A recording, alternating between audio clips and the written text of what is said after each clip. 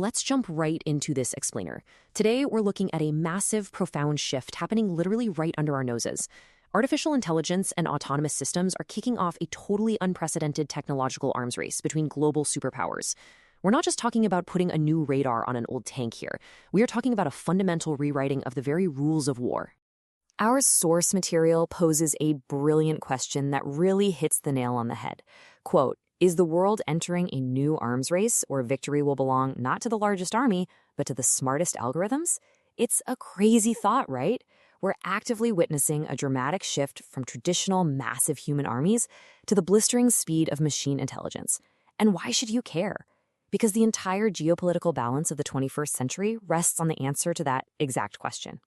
Which brings us to Chapter 1, the end of traditional military dominance. To really grasp the magnitude of this shift, you have to look at how classical military doctrine is basically collapsing under the lethal surveillance of miniaturized AI-powered drones. Think back to the Cold War. Militaries relied on massed formations, securing key strong points, and highly centralized command. You literally gathered all your forces together in one spot to project power. But the AI-era doctrine, it demands the exact opposite. With modern drone surveillance, massing forces is a massive liability. Today's battlefield absolutely requires dispersed forces, constant mobility, and decentralized strikes. You can no longer hide. And if you stop moving, well, you become a target. Actually, the sources use a pretty chilling term to describe the modern forward line, the death crater. This is the close combat zone where exposure in open terrain for more than 15 minutes frequently results in destruction. Think about that for a second. 15 minutes. It totally proves that legacy military tactics just cannot survive against these cheap, pervasive drone networks. To survive out there, forces have to be fast, highly dispersed, and increasingly unmanned.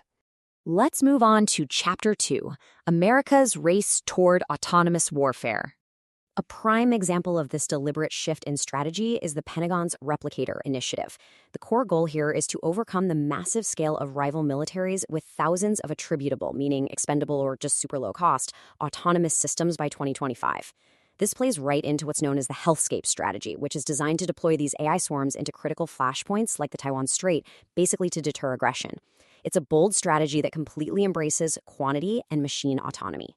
And to pull this off, the financial stakes are just staggering. We're talking somewhere between $18 and $20 billion annually.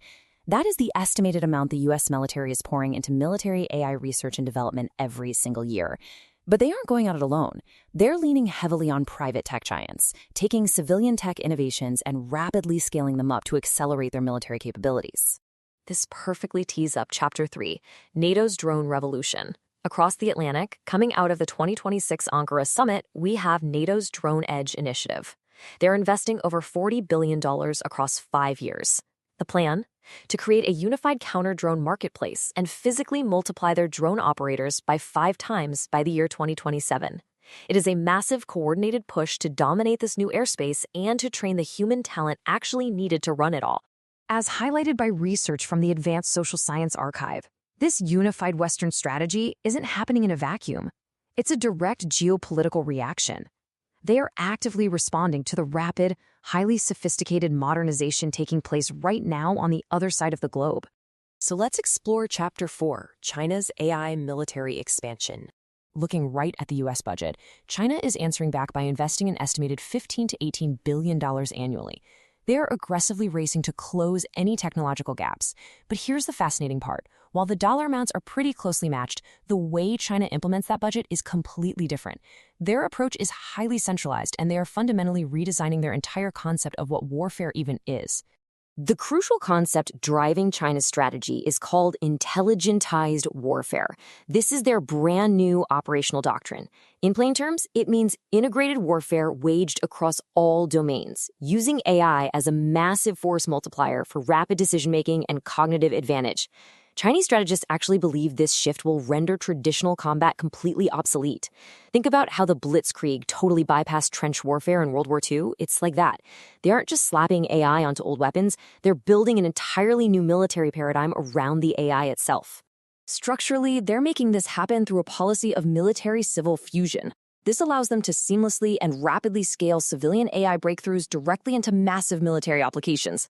This top-down structure gives them a really unique capability for fast deployment and large-scale implementation. Plus, they heavily focus on the cognitive domain, basically using AI for psychological operations to directly influence an adversary's decision-making long before a single shot is ever fired. Which leads us to Chapter 5, Why Drone Swarms Change Warfare Forever. Now, this evolution drops us right into Chapter 6, the AI battlefield. And at the heart of this new environment is the autonomous kill web, a system that relies heavily on sensor fusion and joint all-domain command and control. Let's walk through these steps together. Step 1. Tiny, dirt-cheap spotter drones identify targets deep in enemy territory. Step 2. AI processes this battlefield intelligence 60 to 70% faster than a human brain ever could. And Step 3. Heavier, hunter drones autonomously coordinate and execute a precision strike. The time from detecting a threat to eliminating it is shrinking to almost zero, simply because it's operating at the speed of machines.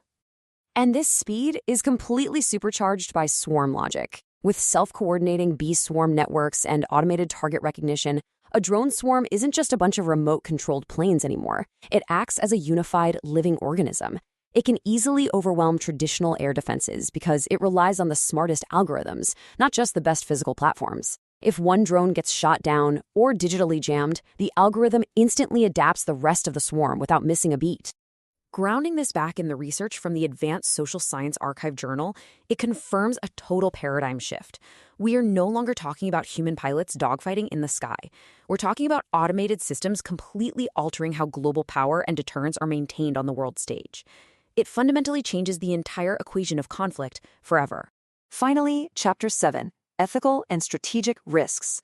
As absolutely incredible as this technology is, we have to critically examine the sobering consequences here. The core ethical debate comes down to the shift from a human-in-the-loop model to a human-out-of-the-loop model. In the past, a human operator always had to positively identify and engage a target. But the massive ethical threshold we're crossing right now, it's delegating lethal authority, literally life and death decisions, entirely to autonomous software. We are quite literally handing the trigger over to an algorithm. And delegating that kind of authority creates some severe existential threats. First up is escalation risk. The sheer blistering speed of AI creates this terrifying use them or lose them pressure that could easily lead to uncontrollable flash wars. Then there's the ethical risk. Algorithmic bias or a simple mathematical miscalculation could cause horrific unintended civilian damage. And finally, cybersecurity risk. Because these swarms are totally dependent on networks, they're super vulnerable to spoofing, hacking, and digital jamming. If an algorithm miscalculates, or worse, gets hacked, a conflict could spiral totally out of control before human leaders even realize what's happening. So, as we wrap up this explainer, I want to leave you with a pretty provocative thought. When machines start fighting at the speed of algorithms, is there even time left for human diplomacy? This arms race is no longer about who has the biggest bombs. It's entirely about who has the fastest code. If the future of warfare is truly autonomous, will humanity actually survive taking itself out of the loop? Thanks for exploring this complex topic with me today, and keep questioning the algorithms that are shaping our future.